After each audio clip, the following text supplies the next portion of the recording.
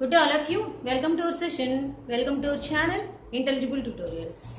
In this session, today's session, we are going to discuss about the relationships in the Unified Modeling language. What are the various kinds of the relationships? Now we are going to see. Okay, actually these relationships can be regarded as the building blocks of the class. Sorry, not building blocks of the class, building blocks of the UML we can represent. Normally, we see the four kinds of the relationships. Number one, dependency. Number two, association. Number three, generalization. And finally, number four, realization.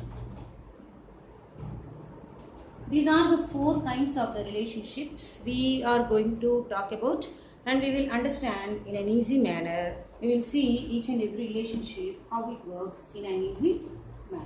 First, we are going to discuss about the dependency relationship.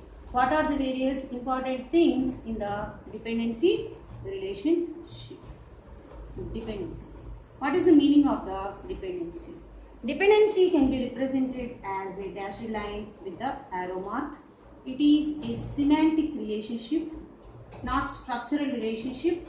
Okay, semantic relationship. What is the meaning of this semantic relationship? Means it occurs in behavioral things. Okay, in behavioral things it occurs like use cases and collaborations, etc. The dependency relationship will exist. Hence, it is called as the not structural relationship. It is called as the semantic relationship, which occurs between the behavioral things.